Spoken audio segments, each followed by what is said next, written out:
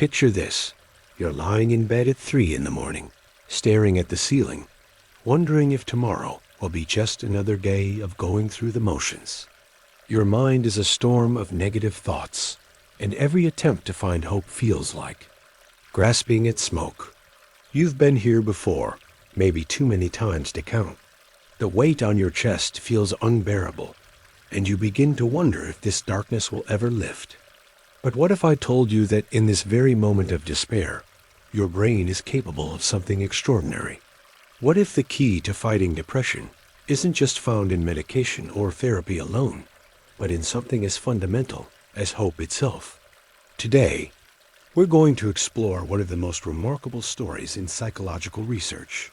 A story that reveals how hope and optimism aren't just feel-good concepts, but actual biological forces that can rewire your brain and pull you out of the deepest darkness. This is the story of a man who discovered that hope is quite literally a matter of life and death, and how his findings changed our understanding of depression forever.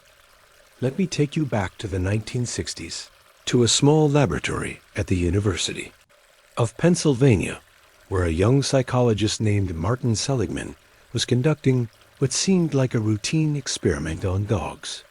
Seligman had no idea that his work would revolutionize our understanding of human psychology and give birth to an entirely new field of study. He certainly didn't know that his findings would offer hope to millions of people struggling with depression around the world. The experiment itself was simple, though disturbing by today's standards. Seligman and his colleagues placed dogs in a box divided by a low barrier. On one side of the box, the floor would deliver mild electric shocks. The dogs quickly learned that they could easily jump over the barrier to the safe side whenever the shock began. This was expected behavior. Animals, like humans, naturally seek to escape pain and find safety. But then, something unexpected happened during the second phase of the experiment. Before being placed in the box, some dogs were first restrained in a harness where they received the same mild shocks, but had no way to escape. They were completely helpless. After this experience, when these dogs were placed in the box with the barrier, something remarkable and disturbing occurred. Even though they could easily escape the shocks by jumping over the low barrier, they didn't. Instead, they lay down on the electrified floor and whimpered, accepting the pain as inevitable. These dogs had learned to be helpless. They had generalized their experience of powerlessness in the harness to a completely different situation where escape was actually possible. Seligman called this phenomenon learned helplessness, and it would become one of the most important discoveries in psychology. But here's where the story becomes even more fascinating.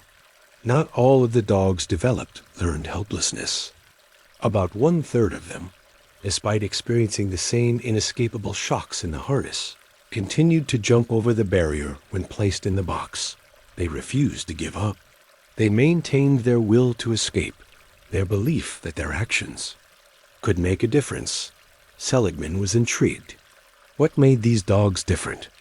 As Seligman dug deeper into his research, he realized that learned helplessness wasn't just a curiosity about animal behavior. It was a powerful model for understanding human depression. The dogs that gave up, that lay down and accepted the pain, were exhibiting symptoms remarkably similar to those seen in depressed humans. Passivity, loss of appetite, social withdrawal, and most importantly, a belief that their actions were meaningless. Think about it for a moment. How many times have you heard someone with depression say things like, "What's the point?" Or, "Nothing I do matters," or "I can't change anything"? These aren't just negative thoughts. They are expressions of learned helplessness. The person has come to believe, often through repeated experiences of failure or trauma, that they have no control over their circumstances, no power to improve their situation. But remember those resilient dogs, the ones who kept jumping? Seligman became obsessed with understanding what made them different. What he discovered would change everything we know about hope, optimism, and the treatment of depression. After years of research, Seligman identified 3 key factors that determine whether someone will develop learned helplessness or maintain resilience in the face of adversity. He called these the 3 Ps: personalization, pervasiveness, and permanence. These 3 dimensions of thinking, he discovered, are the difference between hope and despair. Let's start with personalization. When something bad happens, do you blame yourself, or do you look at external factors? People prone to depression tend to personalize negative events. If they fail a test, they think I'm stupid. If a relationship ends, they think I'm unlovable. If they don't get a job, they think I'm worthless. They make it about their fundamental character rather than considering circumstances, bad luck, or factors beyond their control. Resilient people, on the other hand, are more likely to think, that test was really difficult, or we weren't compatible, or the job market is tough right now. They don't make every setback a referendum on their worth as a human being. This isn't about avoiding responsibility. It's about maintaining a realistic perspective on what you can and cannot control. The second P is pervasiveness. When faced with a problem in one area of life, do you see it as affecting everything, or do you contain it? Depressed individuals tend to catastrophize. If they have trouble at work, they assume their entire life is falling apart. If they struggle with their health, they believe nothing will ever go right again. One bad thing becomes evidence that everything is bad. Optimistic, resilient people compartmentalize. They can say, I'm having problems at work, but my family relationships are strong. Or, my health is challenging right now, but I'm grateful for my friendships. They don't let one negative area contaminate their entire worldview. Finally, there's permanence. This might be the most crucial factor of all. When something bad happens, do you see it as temporary or permanent? Depressed thinking patterns convince us that pain will last forever, that problems are unsolvable, that we'll never feel better. I'll always be alone. I'll never succeed. This pain will never end. Hope, Seligman discovered, is fundamentally about believing that bad things are temporary.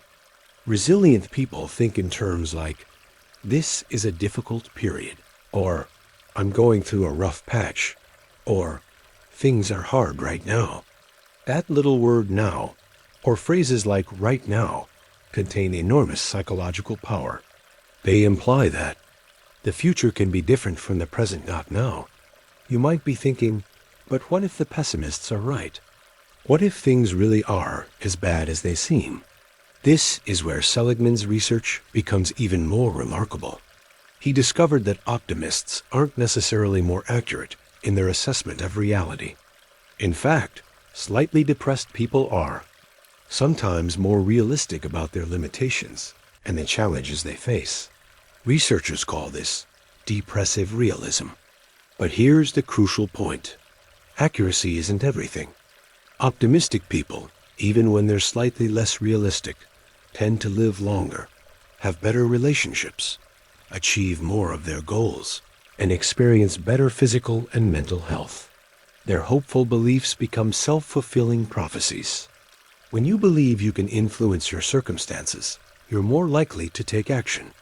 When you take action, you're more likely to see positive results. When you see positive results, your hope is reinforced, creating an upward spiral. Depression, by contrast, creates a downward spiral. When you believe nothing you do matters, you stop trying. When you stop trying, things don't improve. When things don't improve, your belief that you're helpless is confirmed. The prophecy fulfills itself in the opposite direction.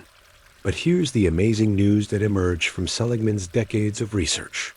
Learned helplessness can be unlearned. Hope can be cultivated. Optimism can be developed. Your brain, no matter how long it's been trapped in patterns of despair, has the capacity to change. Let me tell you about Sarah, a 34-year-old teacher who came to understand this firsthand. Sarah had struggled with depression for most of her adult life. She'd been through multiple rounds of therapy and tried various medications with limited success. She felt like she was destined to live in a gray world where joy was always just out of reach. Sarah's depression followed the classic pattern Seligman identified. When her students struggled, she thought, "I'm a terrible teacher." Personalization. When she had conflicts with colleagues, she believed, "Nobody likes me anywhere." When she felt sad, she was convinced, "I'll always feel this way." But then Sarah learned about learned optimism, the practical techniques that Seligman and his colleagues developed based on their research.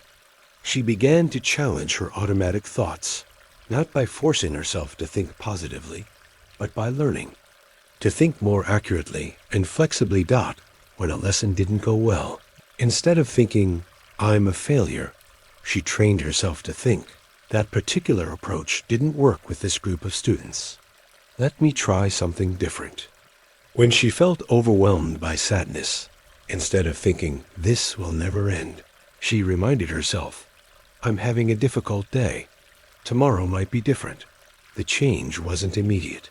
Sarah had to work at it consistently, like building a muscle. But gradually, something shifted. She began to notice small improvements in her mood, her energy, her relationships. She started taking actions she'd been avoiding, which led to positive experiences, which reinforced her growing sense of hope.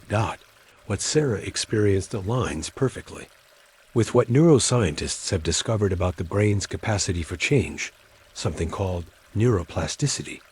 Your brain is constantly rewiring itself based on your thoughts, experiences, and behaviors. When you practice hopeful thinking, you literally strengthen the neural pathways associated with optimism and weaken those associated with despair. Dr. Richard Davidson at the University of Wisconsin conducted groundbreaking research using brain imaging technology to study the effects of positive mental training. He found that people who practiced optimism-building exercises showed increased activity in the left prefrontal cortex, an area associated with positive emotions and resilience. Even more remarkably, these changes occurred relatively quickly and persisted over time. This means that hope isn't just a nice feeling or a naive attitude. It's a neurological reality that you can actively cultivate. Every time you challenge a negative thought, every time you look for evidence that contradicts your pessimistic assumptions, every time you remind yourself that bad times are temporary, you're literally reshaping your brain. But let's be clear about something important. Cultivating hope doesn't mean ignoring real problems or pretending that everything is fine when it isn't. That's not optimism. That's denial, and it's not psychologically healthy. True hope, the kind that fights depression effectively, is what researchers call realistic hope or grounded optimism. Realistic hope acknowledges that bad things happen, that life can be genuinely difficult, that some problems don't have easy solutions. But it maintains the belief that you have some degree of agency in your life, that your actions can make a difference, that change is possible, and that the future doesn't have to be identical to the present. This brings us to one of the most practical and powerful tools that emerged from Seligman's research, the ABCDE model. This is a technique you can use right now today to begin rewiring your brain for hope instead of helplessness. A stands for adversity. This is the negative event or situation you're facing. Maybe you didn't get the promotion you wanted, or a relationship ended, or you're struggling with health issues. The adversity is real, and acknowledging it is the first step. B stands for beliefs. These are the thoughts that automatically pop into your head when you encounter adversity. Often, we're not even conscious of these beliefs, but they have enormous power over how we feel and what we do next. Common depressive beliefs include, "This proves I'm worthless," or "Nothing ever goes right for me," or "I can't handle this." C stands for consequences. These are the emotional and behavioral results. of your beliefs. If you believe you're worthless, you'll feel sad and ashamed. If you believe nothing ever goes right, you'll feel hopeless and stop trying. The consequences seem to flow directly from the adversity, but actually, they flow from your beliefs about the adversity. D stands for disputation. This is where you become your own detective, examining the evidence for and against your automatic beliefs. You ask questions like, is this belief really true? What evidence do I have that contradicts this thought? How would I advise a friend who had this same belief? What other explanations are possible? Finally, E stands for energization. This is the new feeling and renewed motivation that comes from successfully disputing negative beliefs and replacing them with more accurate, hopeful ones. Let me show you how this works with a real example. Imagine you apply for a job and don't get it. The adversity is clear. Job rejection. Your automatic belief might be, I'm not good enough. I'll never find a job. I'm a failure. The consequences of this belief would likely be sadness, shame, and giving up on your job search. But what if you disputed these beliefs? You might ask, is it really true that I'm not good enough? Or could there be other explanations? Maybe they had an internal candidate, or maybe someone had more experience in a specific area. Have I never been successful at anything? What evidence do I have that contradicts the idea that I'm a failure? Through this process, you might arrive at more balanced beliefs. I'm disappointed that I didn't get this particular job. The competition was strong, and they went with someone whose experience was a better fit. This doesn't mean I'll never find a job. I've been successful in other areas of my life, and I can learn from this experience to improve my next application. The energization that results from this more realistic thinking is completely different. Instead of giving up, you might feel motivated to continue your search, to ask for feedback, to develop new skills, or to expand your network. This process takes practice, but it's incredibly powerful. You're literally teaching your brain new ways to respond to adversity. You're building what psychologists call psychological resilience, the ability to bounce back from setbacks and maintain hope in the face of challenges. But the science of hope goes even deeper than changing your thoughts. Researchers have discovered that hope has measurable effects on your physical health. Studies show that optimistic people have stronger immune systems, lower rates of cardiovascular disease, and longer lifespans. They recover more quickly from surgery and are less likely to develop depression in response to major life stressors. Dr. Suzanne Segerstrom at the University of Kentucky conducted longitudinal studies following people for decades. She found that individuals with higher levels of optimism had significantly better health outcomes, even when controlling for factors like age, income, and baseline health status. The protective effects of hope appear to work through multiple pathways. Optimistic people take better care of themselves, have stronger social connections, experience less chronic stress, and maintain healthier lifestyle habits. There's also fascinating research on what scientists call post-traumatic growth, the phenomenon where people don't just recover from severe adversity, but actually emerge stronger, wiser, and more resilient than they were before. Not everyone experiences post-traumatic growth, but those who do share certain characteristics that align perfectly with Seligman's findings about learned optimism. People who experience growth after trauma tend to actively search for meaning in their experience, maintain connections with others, and hold on to the belief that they can learn and grow from even the most difficult circumstances. They don't minimize their pain or pretend the trauma didn't matter, but they refuse to let it define their entire future. Consider the story of Viktor Frankl, the Austrian psychiatrist and Holocaust survivor who wrote Man's Search for Meaning. Frankl endured unimaginable suffering in Nazi concentration camps, losing his parents, brother, and pregnant wife. By any reasonable standard, he had every reason to give up hope. Yet Frankl observed that some prisoners maintained their humanity and dignity even in the most dehumanizing conditions, while others quickly succumbed to despair. What made the difference? Frankl concluded that those who survived psychologically, and often physically, were those who could find meaning in their suffering and maintain hope for the future. They had what he called reasons to live. Some held on to the hope of reuniting with loved ones. Others were sustained by unfinished creative work, or by the belief that their testimony could help prevent future atrocities.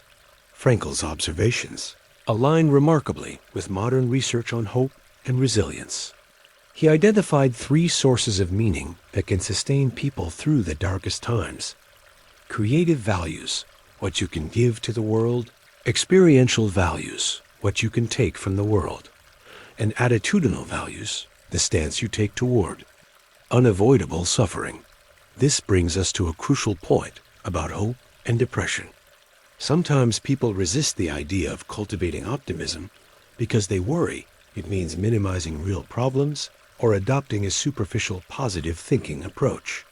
But true hope, the kind that effectively fights depression, isn't about pretending everything is wonderful. It's about maintaining agency and meaning even when things are genuinely difficult. The most resilient people aren't those who never face adversity. They're those who've learned to navigate adversity skillfully. They've developed what researchers call emotional granularity, the ability to distinguish between different types of negative emotions and respond to each appropriately. They can feel sad without becoming depressed, anxious without becoming paralyzed, or angry without becoming destructive. This emotional sophistication is learnable.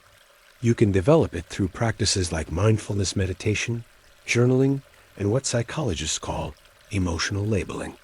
When you're feeling bad, instead of just thinking, "I feel terrible," you can get more specific. "I'm feeling disappointed about the meeting today, worried about my finances, and lonely because I miss my friend." This specificity is powerful because it helps you respond more effectively. Disappointment might call for self-compassion and learning from the experience. Worry about finances might call for practical problem-solving. Loneliness might call for reaching out to connect with others. When emotions are all lumped together as feeling terrible, it's much harder to know what constructive action to take. Research by Dr. Barbara Fredrickson at the University of North Carolina has shown that positive emotions don't just feel good. They actually broaden your thinking and build your psychological resources. When you're experiencing positive emotions like joy, gratitude, love, or hope, your mind becomes more creative, flexible, and open to possibilities. You're more likely to notice opportunities, connect with others, and take constructive action.